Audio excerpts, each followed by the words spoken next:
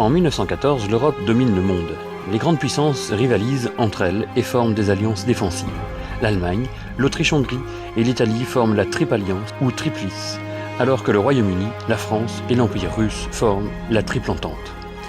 L'attentat de Sarajevo, assassiné de François Ferdinand, archiduc d'Autriche-Hongrie, le 28 juin 1914 déclenche le jeu des alliances qui débouche sur une guerre européenne puis mondiale. En 1915, la guerre de mouvement se transforme rapidement en guerre de position. Le conflit devient une guerre totale. Sur le front, les morts sont nombreux et les soldats survivants vivent sans hygiène, ce qui leur vaut leur surnom de poilus. Leurs lettres subissaient la censure d'État. Épuisés par la guerre, ils multiplient les désertions et les mutineries. Les femmes remplacent les hommes à leur travail à l'arrière. L'État transforme son économie en économie de guerre. Les populations sont rationnées et leurs biens réquisitionnés. En 1917, la Russie se retire après la révolution bolchevique, pendant que les États-Unis entrent en guerre. Grâce à eux, la Triple Entente remporte la victoire. L'Allemagne signa l'armistice le 11 novembre 1918. La guerre a détruit l'Europe. Elle subit de nombreuses modifications territoriales lors des signatures de traités de paix. Traité de Versailles signé le 28 juin 1919. La Première Guerre mondiale a fait plus de 10 millions de morts et plusieurs millions de kilomètres dévastés. On aurait pu croire qu'une telle boucherie fasse réfléchir l'homme, mais il n'en est rien. En 1927, début de la guerre civile chinoise qui oppose le Parti nationaliste au Parti communiste chinois. En 1949, la République populaire de Chine est proclamée. De 1939 à 1945, la Seconde Guerre mondiale débute avec l'invasion de la Pologne par l'Allemagne. Avec environ 65 millions de morts, cette guerre totale est le conflit le plus meurtrier de l'histoire. De 1945 à 1989, la guerre froide naît des tensions entre les États-Unis et l'URSS. Le mur de Berlin est érigé en 1961 pour mettre fin à l'exode de la population vers l'ouest. Les deux puissances s'affrontent en Corée de 1950 à 1953 et au Vietnam de 1964 à 1975, où les Américains sont battus. La guerre froide prend fin avec la chute des régimes communistes en Europe en 1989, puis la dissolution de l'URSS en 1991. À partir de 1948, se succèdent 7 conflits israélo-arabes. Le dernier en date oppose Israël au Liban et à la milice islamique du Hezbollah libanais en 2006. À partir de 1956, indépendance africaine. Si la plupart des décolonisations sont pacifiques, certaines ont lieu au prix de guerres civiles. Le Congo belge en 1960, l'Algérie en 1962, le Mozambique en 1975, la Guinée-Bissau en 1975, l'Angola en 1975, le Zimbabwe en 1980, le Soudan de 1956 à 1972, puis de 1983 à nos jours. De 1975 à 1990, la guerre du Liban oppose des milices chrétiennes conservatrices aux palestino-progressistes. De 1969 à 1989, la guerre d'Afghanistan oppose les Moudjahidines, combattants islamiques, à l'armée d'invasion soviétique. De 1980 à 1988, la guerre Irak-Iran est initiée par le président Saddam Hussein. L'URSS, la France et les États-Unis soutiennent l'offensive irakienne, rempart contre la République islamique d'Iran. L'armée irakienne fait usage dès 1983 des armes chimiques malgré la signature du protocole de Genève. En 1990, invasion du Koweït par l'Irak, lourdement endetté après la guerre contre l'Iran. En janvier 1991, une coalition internationale soutenue par l'ONU lance l'opération Tempête du désert contre le camp irakien et obtient la libération du Koweït en 1991. En 1991, dislocation de la Yougoslavie. En avril 1992, la guerre éclate en Bosnie-Herzégovine. En 1998, la guerre du Kosovo oppose les indépendantistes kosovars à l'armée de Yougoslavie. En 1994, 800 000 Rwandais, en majorité Tutsis, sont massacrés par des Hutus encouragés par une propagande exterminatrice. En 2011, les guerres civiles libyennes et syriennes. Des contestations contre les régimes de Kadhafi en Libye et de Bachar el-Assad en Syrie éclatent lors du printemps arabe. Dans les deux pays, les manifestations sont réprimées dans le sang. Après 8 mois de guerre civile, les troupes rebelles proclament la libération de la Libye. Kadhafi est tué le 20 octobre 2011 en Syrie. La guerre se poursuit.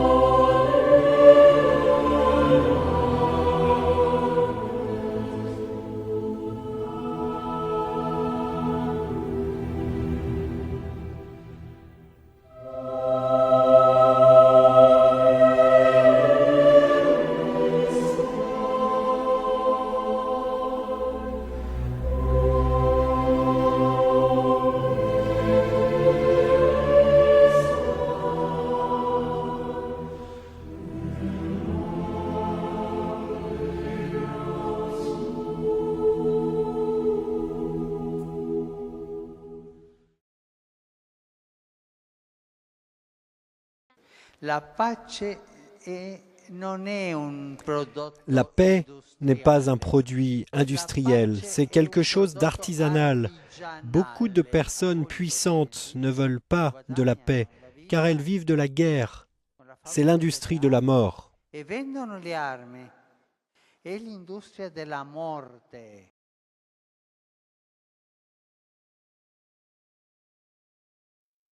Dans le cadre des commémorations de la Grande Guerre, l'Association Centenaire pour la Paix a organisé un grand rassemblement international du 19 au 22 avril 2018 dans le Nord-Pas-de-Calais, dans les secteurs de Lille et Arras.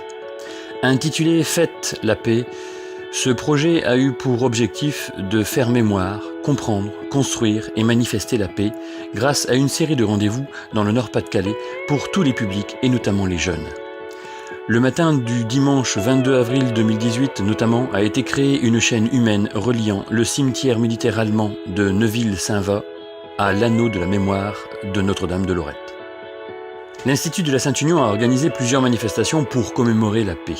Le 8 décembre 2017, toute la communauté éducative de notre institut a accueilli Madame Bawadidji Najd, réfugiée syrienne.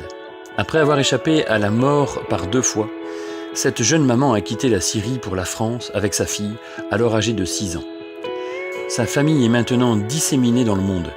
Elles se retrouvent toutes les deux seules à essayer de construire une nouvelle vie dans un pays dont la langue leur était inconnue. Son témoignage émouvant et passionnant nous a permis de comprendre que lorsque la paix s'évanouit, on perd tout.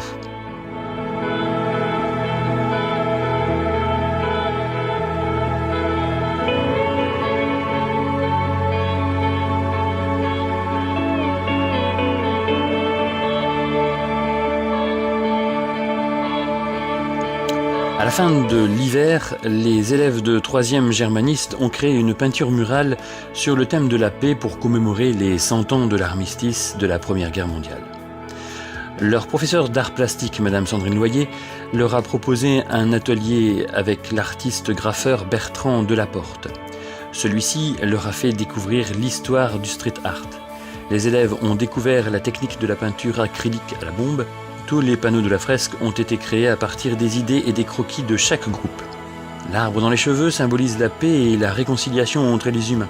Les papillons représentent le changement. À côté, un personnage dort paisiblement dans un hamac. On peut admirer également un couple face à un coucher de soleil.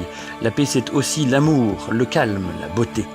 Un sportif devant les anneaux des Jeux Olympiques incarne de grandes valeurs humaines. La solidarité, le respect de ses coéquipiers et de ses adversaires. L'oiseau, symbole de la paix et de la liberté, personnifié en soldat, a la fleur au fusil. La fresque se termine par un lâcher de ballon. Les élèves voulaient faire référence à la chanson de Nena,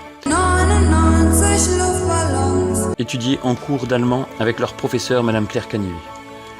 3 semaines après avoir terminé cette peinture, les élèves ont passé 4 jours à Berlin. Ils ont visité l'East Side Gallery et le mémorial du camp de Sachsenhausen. Après la chute du mur, des artistes ont représenté la paix.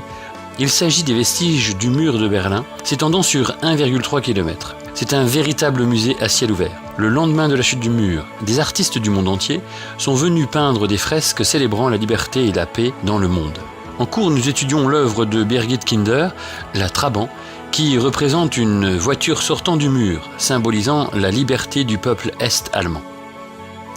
En parallèle des actions de Fête la paix des diocèses du Lac, Lille-Arras-Cambrai, tous les élèves du site 1 de notre institut, des maternelles jusqu'aux collégiens de 3e, ont réalisé, à l'aide de notre animateur en pastoral, M. Arnaud Péage, le mot « paix » en lettres humaines dans la cour le mardi 17 avril.